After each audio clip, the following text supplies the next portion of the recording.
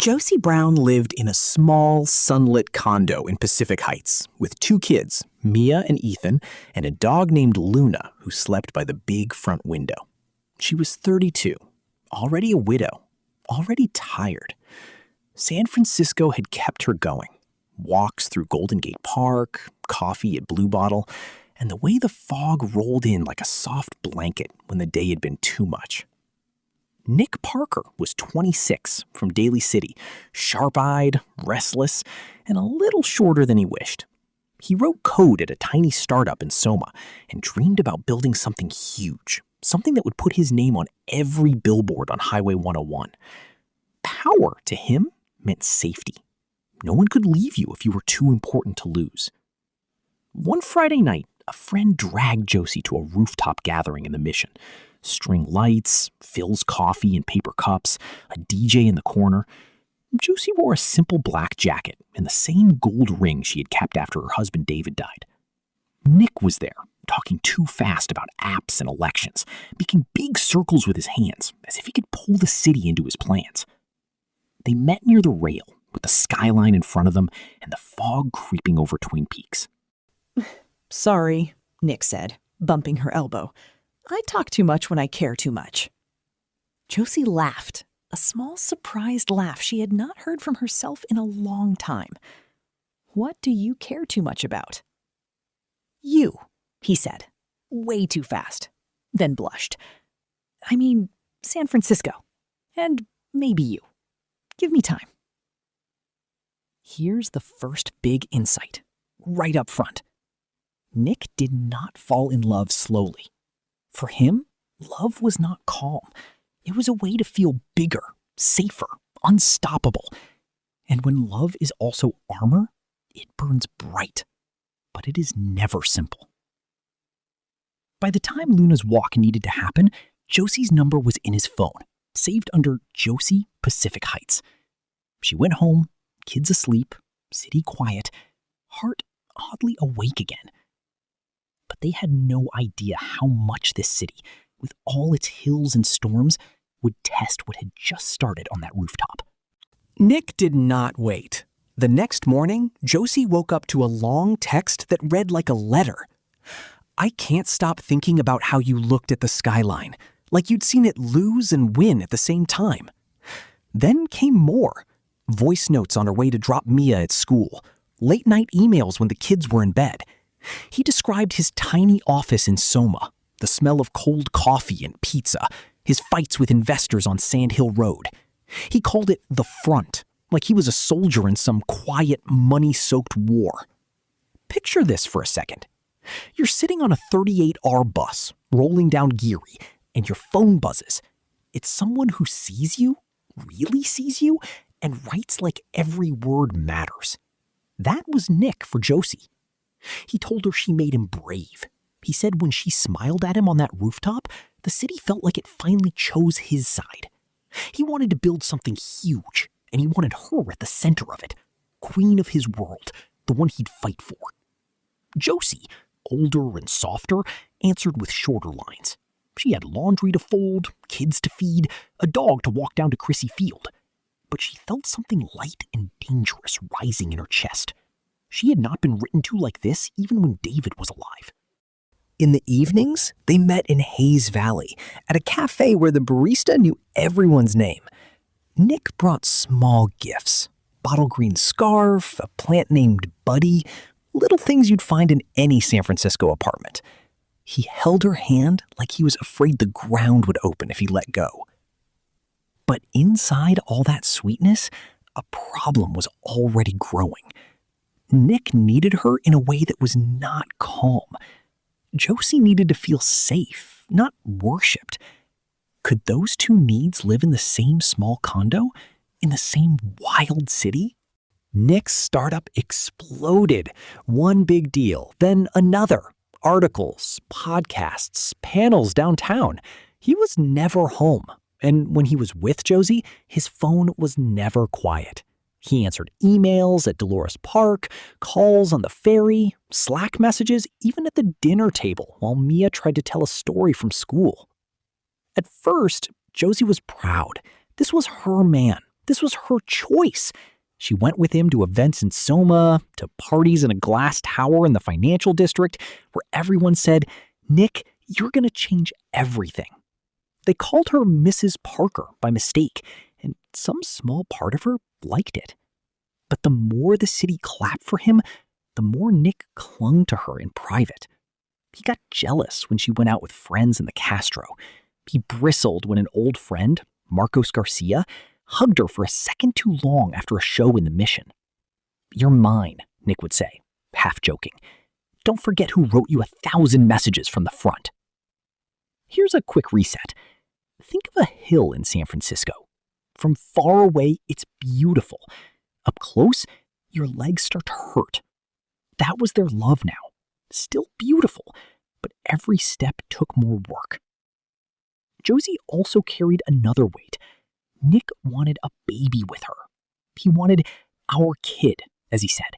Little proof we made something bigger than any company. Josie tried. She went to doctors on Van Ness. She took quiet walks through Golden Gate Park, hand on her stomach, hoping. But it didn't happen. The months passed. The tests came back with soft phrases like low chance. She already had Mia and Ethan. Her heart was full and tired. Nick loved them, but he wanted one child that was his from the start. He would never say it in a cruel way, but Josie could feel that empty space whenever they walked past playgrounds.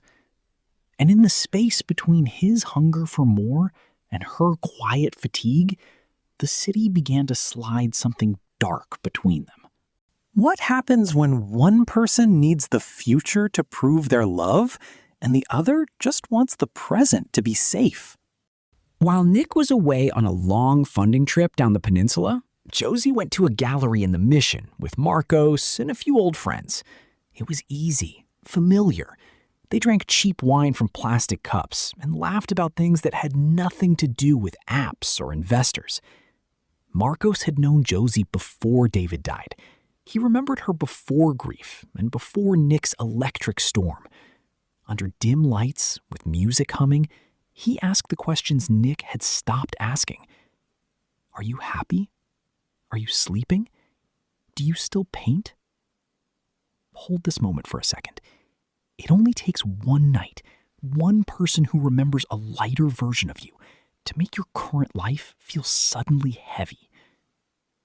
Josie did not plan to cross any line, but she let herself lean into that old version of herself, a Josie who was not a symbol of anyone's success, who did not have the whole weight of a man's dream on her back. The line blurred. A kiss lasted too long. Words slipped, soft and confusing. Later, walking home up a steep hill, her chest burned with guilt. Nick found out in pieces. A message seen over someone's shoulder. A photo tagged on social media. A tone in her voice he had never heard before. He confronted her in the kitchen, while Luna slept and the kids watched cartoons in the next room. Was it real? He asked. It was a moment, she said, and I am so sorry. He went silent. Not yelling, just quiet. And that was worse. They stayed together, but something in Nick hardened. He threw himself even more into work, late nights in Soma, new projects, bigger risks. If his heart was broken, he would build higher walls around his name. And Josie, who had once been the center of his letters, started to feel like another part of his life he had to control or lose. Where could their love go now, with trust cracked and time running faster every day? Years went by. Nick became something like a king in his world. His company moved into a glossy building near the Embarcadero. People recognized him at Sightglass and on Market Street. Podcasts called him the kid from Daly City who took over downtown. He and Josie married in a small ceremony at City Hall, almost as if to catch up with the image people already had of them. Mia and Ethan stood beside them. Luna wore a tiny bandana. For a while, it felt like they had outrun the cracks. Their home in Nob Hill looked like the happy ending of any San Francisco love story. But there was still no baby. No our kid. Doctors were kind but clear. The chances were almost gone. Nick's board, his advisors, his circle started to whisper. They wanted stability, a clear future, someone who could give him the family image investors liked. The words were cold, but their pressure was real. At night, Nick lay awake, staring at the ceiling, the city lights blinking through the blinds. He loved Josie. He loved her history, her kids, her quiet strength. But his fear of being smay, of being left, of losing everything he had built, it all wrapped around that missing child like a storm. Here's another quick reset, because this is the hardest part. Sometimes love is not broken by a fight or by hate. Sometimes it is broken by fear and by the stories other people write around your life. One evening, with the fog pressing against the windows, Nick sat Josie down at their kitchen table.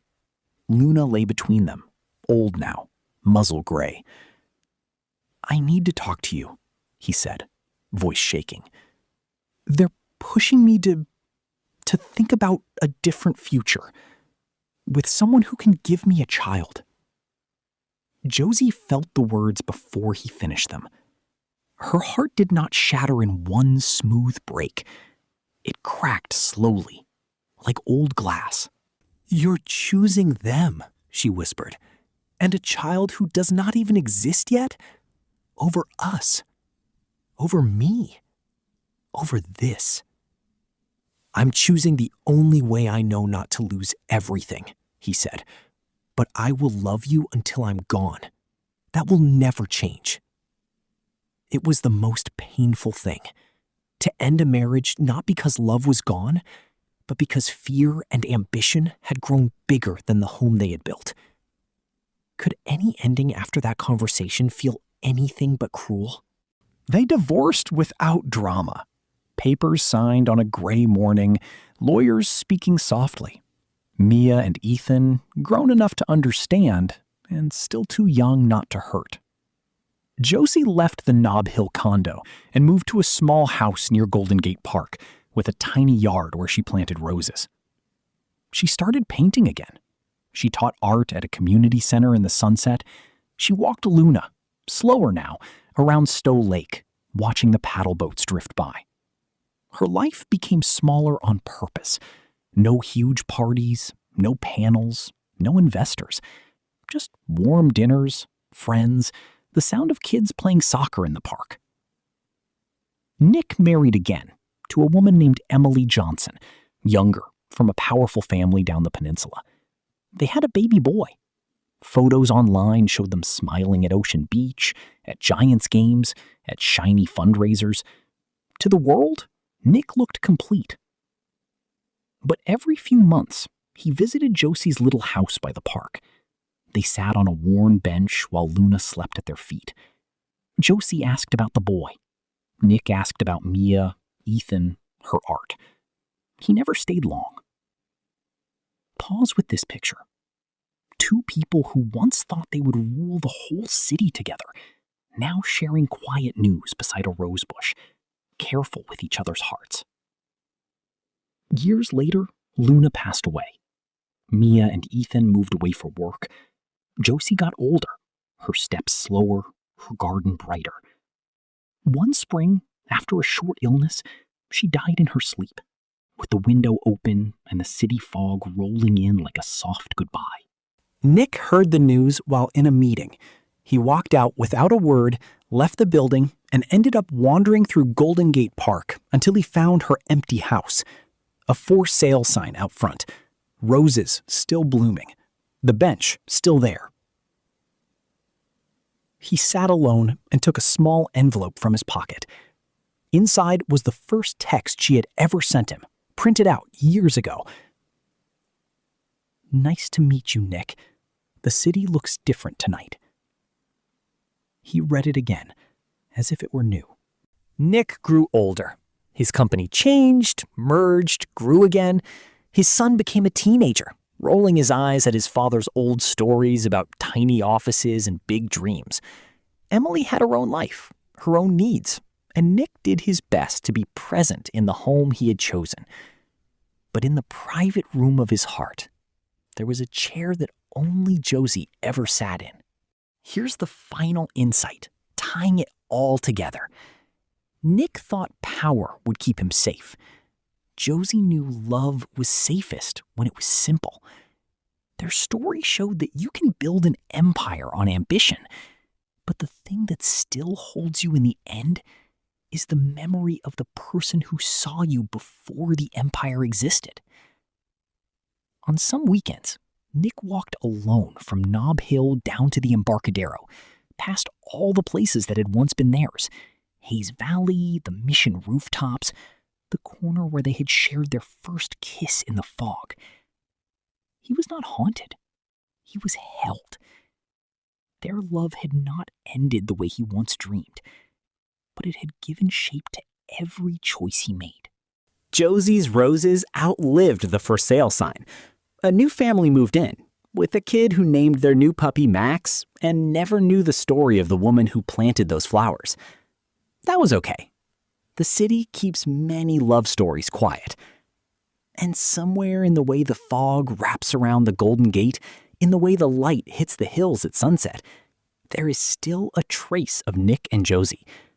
The young man from Daly City who wrote letters like battle cries, and the woman from Pacific Heights who taught him that love can be both a home and a goodbye. Their story, sweet and sharp, closed all the way. Nothing left hanging, nothing undone. Just a finished circle in a city that never stops starting new ones.